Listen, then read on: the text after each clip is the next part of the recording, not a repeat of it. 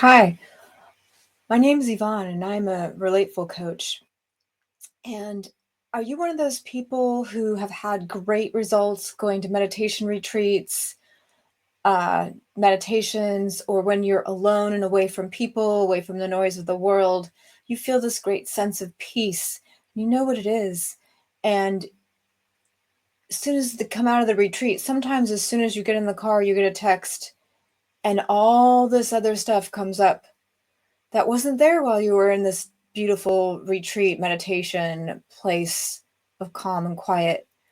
Basically, would you like to learn how to have that sense that you've got, from meditation, and have that felt sense, that felt feeling to be with you all the time, even when you get that triggering text, or even when you hear the news, or pay attention to what's going on with the planet.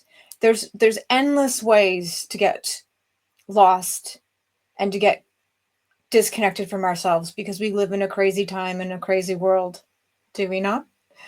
And but there are tools, and they're relateful. They are in relation. So when we meditate in most of these modalities, we do it alone. Even in a group, we're not looking at each other. We're not talking to each other. We're in a meditation in a quiet place.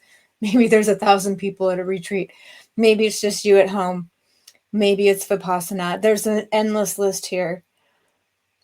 There's a technique that you may not know about, and this video is about sharing with you a technique that can bring these meditative skills into your everyday life, where that text, that comment, that news bit, you don't lose your sense of aliveness. You don't lose your sense of being alive.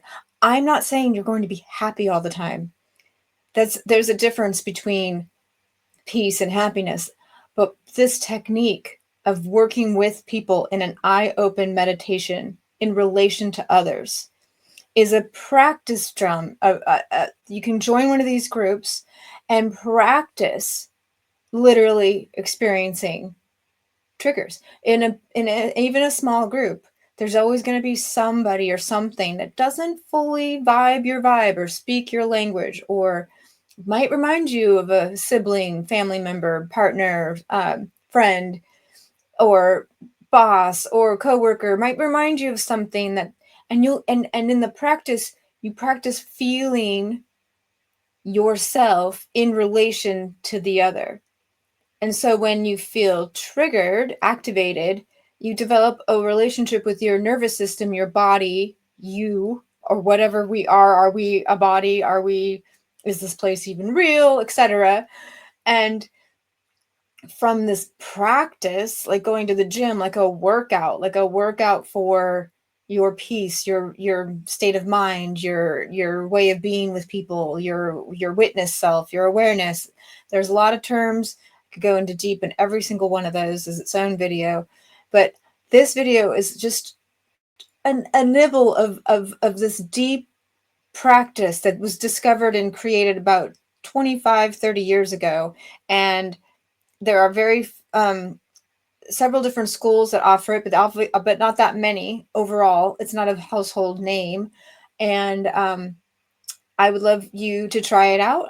There's some sessions available that you can look at the description below and join the practice.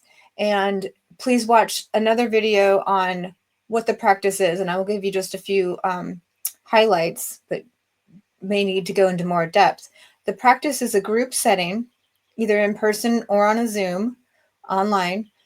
And the practice is being in connection and expressing yourself and what's happening, but having some sort of awareness of, like, I don't share every thought I have, or if I shared everything, would anyone else get to share? You experience the other, you try them on, what it's like to be them. You can almost look at them like a mirror, depending on your mindset of what is reality. But the key thing, and when you're communicating in these sessions, is to stay present. What does that mean? Not tell the story. A lot of times, a story that we have about why we feel a certain way, we have told many times. And if you tell it in one of these sessions, a lot of the seasoned practitioners will notice that it's not alive. It's not, it's a program, it's a repeat. It's so what the practice is like, what are you experiencing when your brain is in that story? And you can always go back to the story later. This is just a practice, an hour practice. It's not, you don't go through life not telling your story if you're motivated to.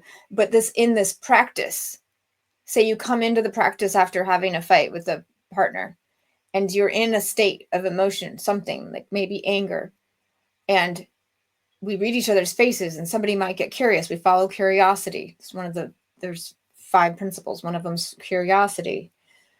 And you ask them with curiosity, what's happening? You get asked what's happening because you have anger on your face.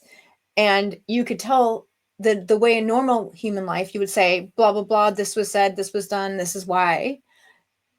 When somebody says what's happening to you, you tell them why you're angry. Is that not correct? Is that not what happens? We say why in normal life. In this practice, if the anger's here, you feel it, then somebody's noticing and asking you to speak about it, or you bring it on your own, you share what is happening for you.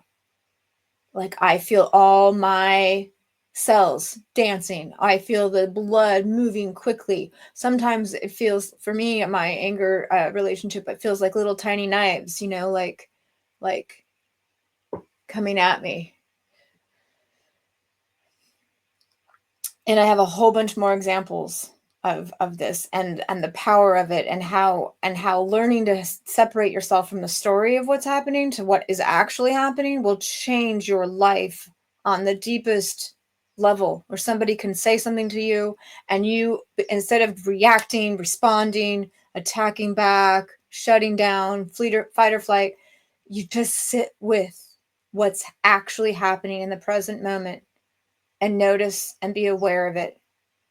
And then when you speak the story, because you're in awareness and pain and presence, the story is communicated. The anger is communicated. The anger doesn't go away, but you communicate it from an awareness, observer state, as opposed to being in it. So I'm going to end the video now, but the premise here is learning to be with versus becoming that thing. Learning to be with anger versus being anger. And that's just one of 1,000 examples. Thank you for watching, and stay tuned for more.